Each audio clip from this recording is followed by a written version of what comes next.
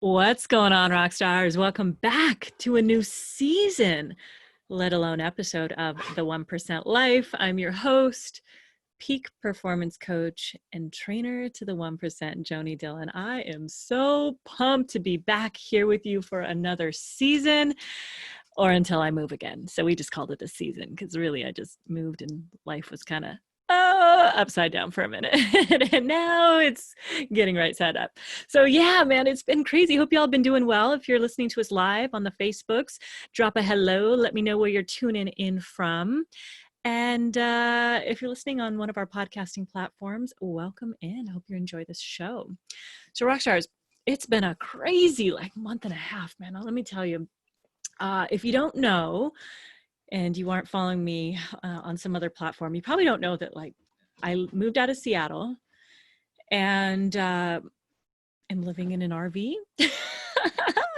35 square foot, or wait, no, that would be terrible. 35-foot RV with my partner and the monkey who just plopped down behind me, Diego.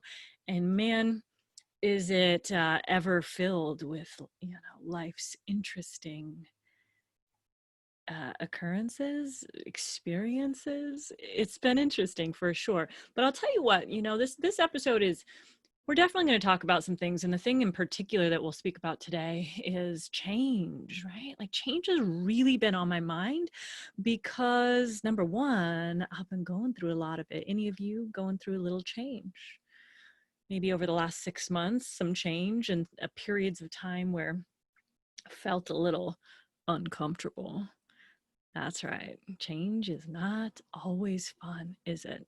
So anyways, packed up, left the state that I knew, left all my friends, left the family, and decided to head to Missoula, Montana. So we're out here at, I'm just, all right, maybe I shouldn't be telling you where we're at, but we're at a pretty cool RV park or campground, or I think they're just called RV parks, and it's home. And what's crazy is a lot has transpired from us, attempting to purchase a home and then another home, and the universe saying, no, that's not your home. So now we're like, are we really weathering this Montana winter in an RV? And my partner, Scott, he's never done that before. He's never spent a cold winter somewhere. So we're learning, and it's just kind of starting to kick in. I mean, not quite yet, but it will. So we're preparing for that. And here's the nice thing I like about it. First of all, for those of you who, it's funny because I used to get a lot of clients back in the timeshare world who were, we got a fifth wheel, or I think that's what it's called. I'm still learning. And I'm like, who are these people? I would have all this judgment against them. Why do they like traveling in RVs? It's so weird. It just didn't get it. They need to buy timeshare, right? Like I had all these really crazy thoughts and judgments against other people who were doing this, living this lifestyle. And what I realized was that now, not for years, was that it's kind of cool, kind of liberating, really, really liberating. And I'm living out of a suitcase's worth of clothes, like one big suitcase's worth of clothes. In fact, the suitcase is actually in my car still. I haven't even pulled it out. So that shows you how few of clothes I actually have inside the coach, which is interesting because I'm so used to having a lot of space, a lot of clothes, and it's been very liberating. And there's been this movement towards RV lifestyle. You'll hear me hashtag that a lot on the gram. And RV life and all that stuff. There's been a van life apparently is a thing. I don't know if you knew that.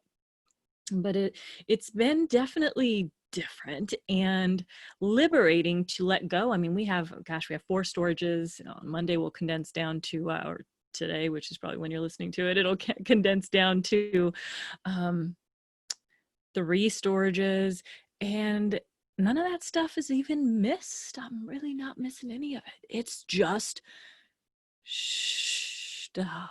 It's just stuff. And I really had a hard time letting go of things. Oh, I'll tell you that. I was trying to Marie Kondo my life. It certainly didn't happen. apparently I let go of like 10% of my world.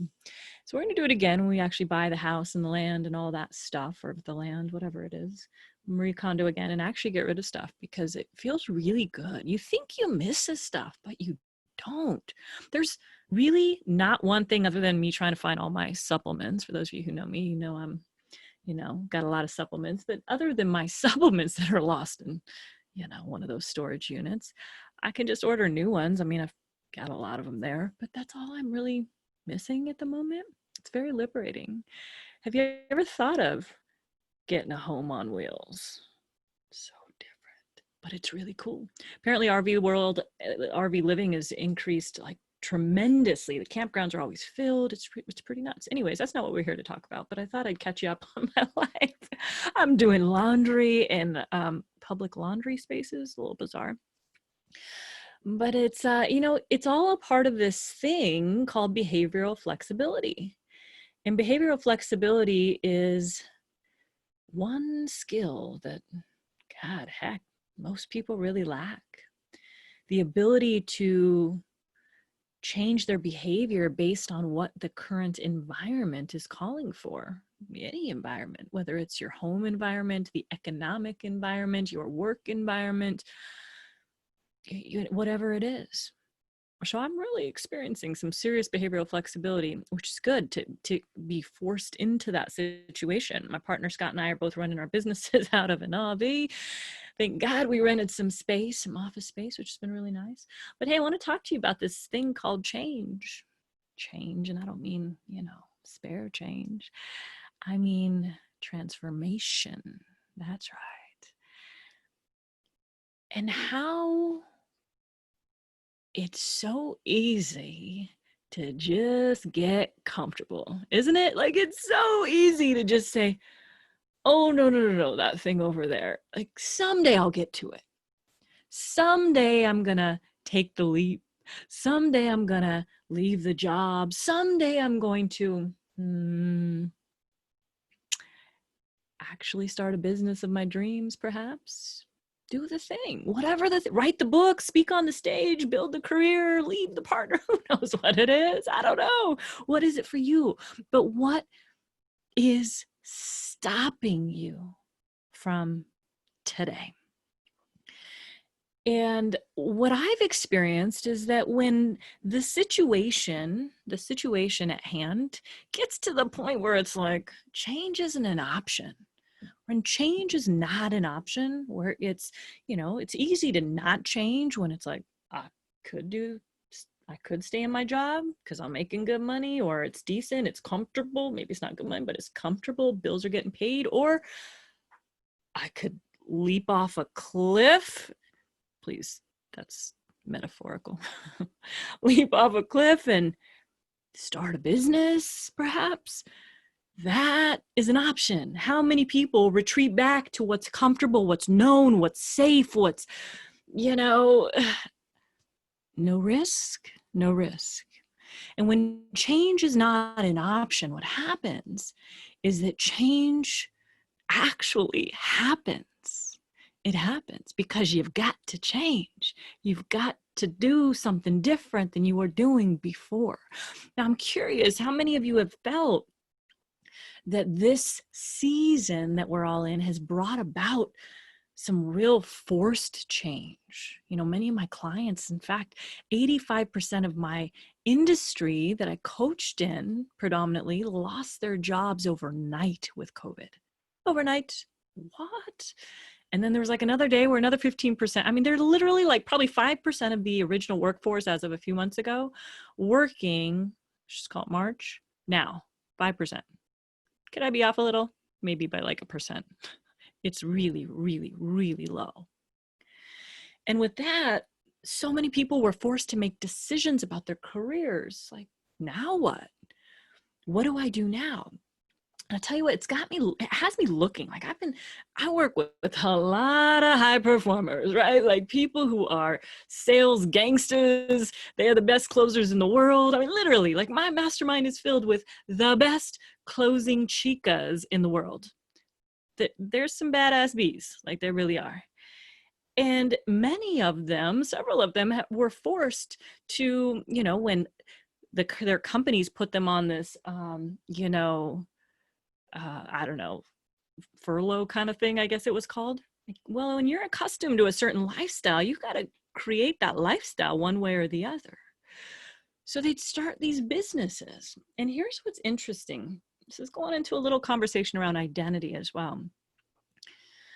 When you just are the person who, no matter what, gets results, you can move from one industry to another industry to a completely foreign, unknown industry. And guess what happens? You guessed it. You just get results. So I'm thinking in particular of one of my rock star clients, Jamie, and how amazing of an individual she is, because she was able to, when hit with said crises, she goes out and gets resourceful, stumbles into a business and grew that business so freaking fast. It was a network marketing company. Hey, there's a lot of people really leaning into network marketing right now because of, needing something that's duplicatable. She didn't know anything about this. She'd sucked at all network marketing companies in the past, but found something she was passionate about in a business and found a way. I mean, she seriously was working like 10-hour, 12-hour, I think like 16-hour days doing this business, and grew her downline tremendous. Like from zero, I think she's at like 300 right now in just a few short months, which is crazy. And it could be 3,000 by today. And then she's like, I think I'm going to go dabble in real estate. Okay.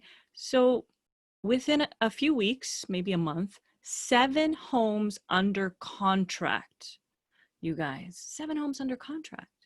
So why is it that somebody can leave an industry that they were the top, like literally was rookie of the year, top 0.0001%, like incredible.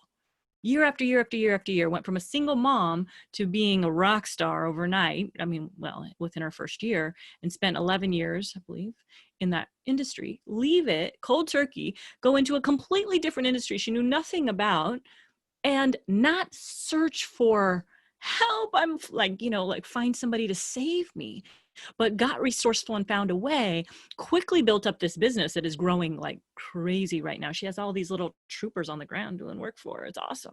She just coaches them and then goes and sells a house and then transfers to another industry simultaneously. 7 houses under contract, knows nothing about real estate. How is that possible? And I tell you this because when change becomes not an option, but change becomes necessary, and there becomes an opening, a space for it, right? Like this is a really cool period in time, I believe, as amongst all the crazy, for you to look at what is possible right now. If you are not leaving this period of time with a skill that you have developed, with a skill that you have really spent some time developing and actually working towards mastery.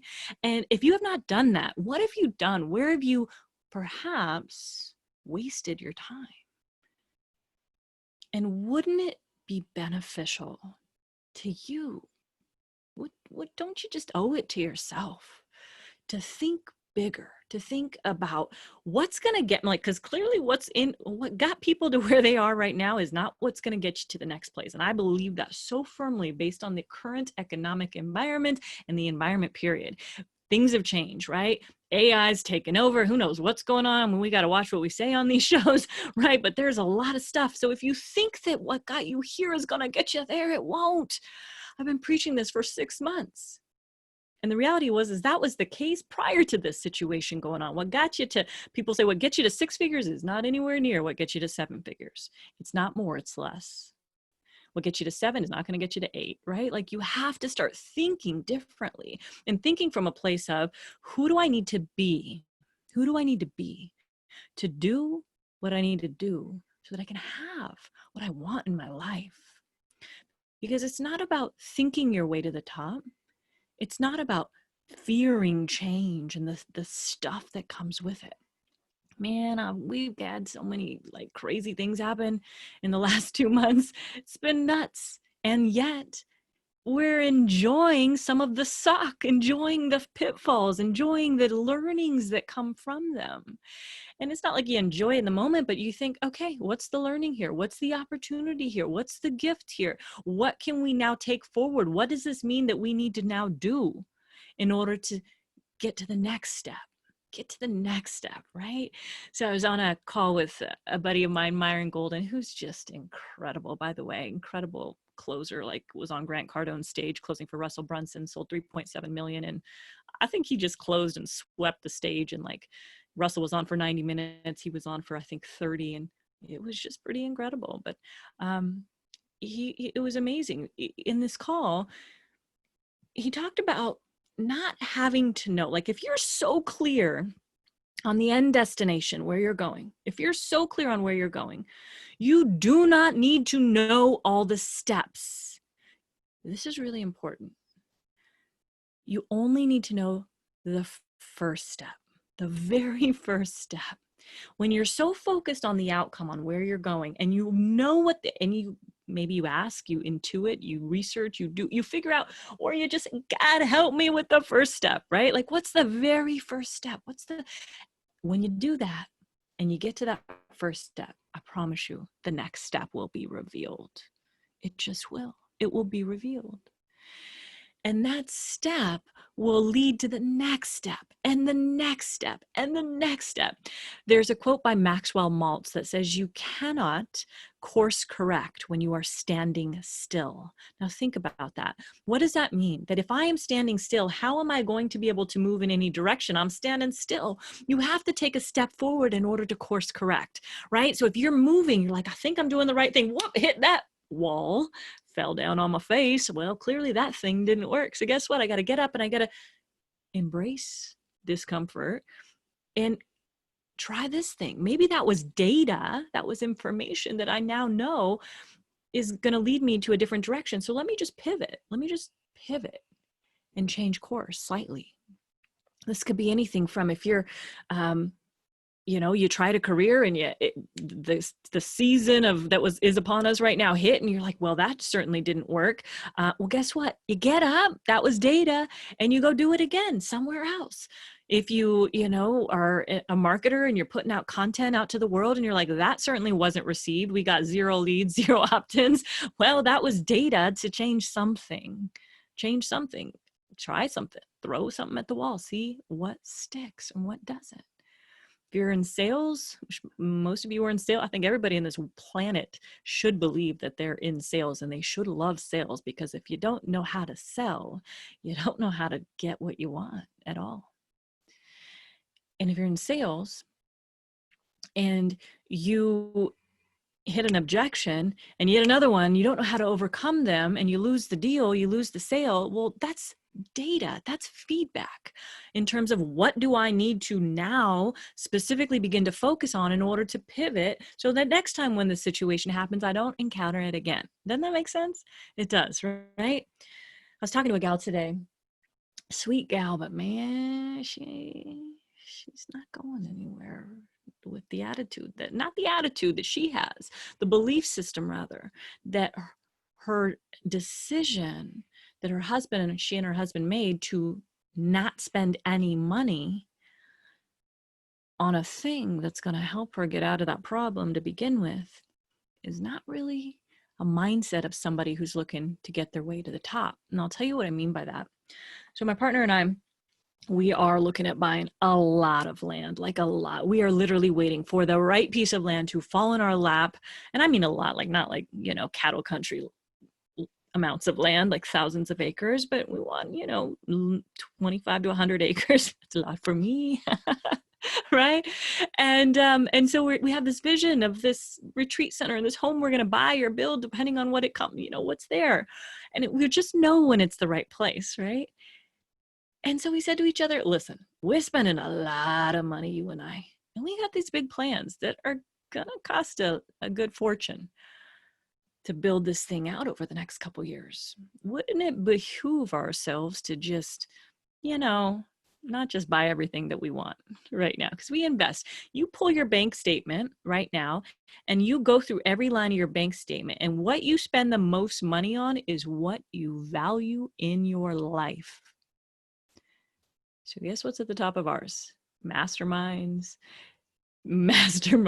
coaches, courses that, like a lot of, we just dump a lot into self-growth and into growth, into learning and growth. And I'm a firm believer that to get to the next step, I want to crunch time. The next, how do I move forward faster? And it's not like I'm on a race to get somewhere. No, but you know what? We're not getting any younger. And if I have a dream and what's the word I'm looking for? A vision to impact the amount of people that I want to impact on this planet, I'm not going to get there in a linear fashion. I'm not going to get there in a linear fashion. It's going to take a really long time. And what we decided to do, my partner and I, was like, hey, billionaire Jay Abrams got a program out and he's a coaching with him. Wouldn't it make sense to just invest into that program? And the question that we were asking ourselves is this going to help us get to our goal faster, or is it going to slow us down? That was a pretty obvious faster, because the concept was geometric growth in your business, how to create geometric growth, not linear growth, not exponential growth, but man, have you ever heard of geometric growth? It's pretty crazy what we're learning.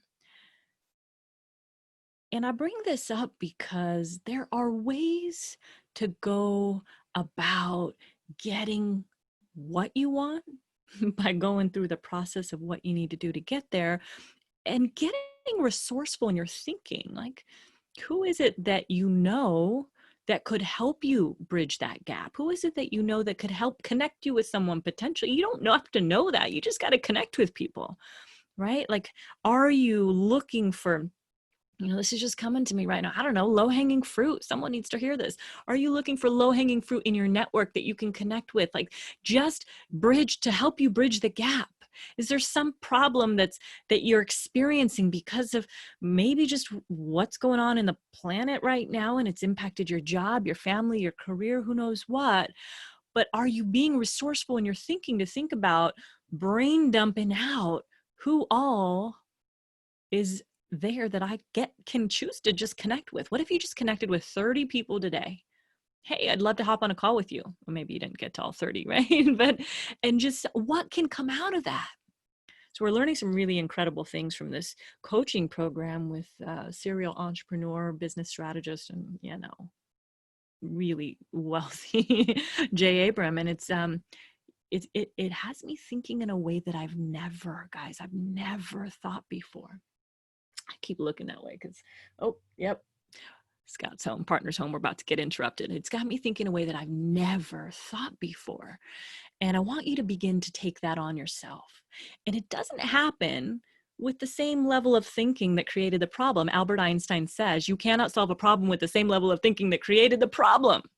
So if you're experiencing this opportunity for growth, this opportunity for change, this opportunity to pivot on a different path, well, man, who is it that you can connect with that may have a lead for you, another person for you to connect with to help you further your journey? How can you get resourceful in your thinking? How can you get behaviorally flexible in other options, exploring all options that are possible for you right now? So Rockstars, I hope you enjoyed this episode. It's kind of a hodgepodge of, whatever came out of my mouth today. Wanted to connect with y'all because I missed you. It's a new season. It's October. It's about to get cold out here in Montana. And man, send us some heat because we're going to need it. So Rockstars, if you enjoyed listening to us today on the 1% Life Show, please share this episode out. Tag somebody below who needs to hear it. And please do us a favor. We only grow when you help leave us a review, and hopefully a positive 5-star one if you found value in today's episode or any episode in the past. And share this out with your network, your crew, your tribe, and help them live and create their 1% life. Rockstars, until next time, get out there and be unstoppable. Peace.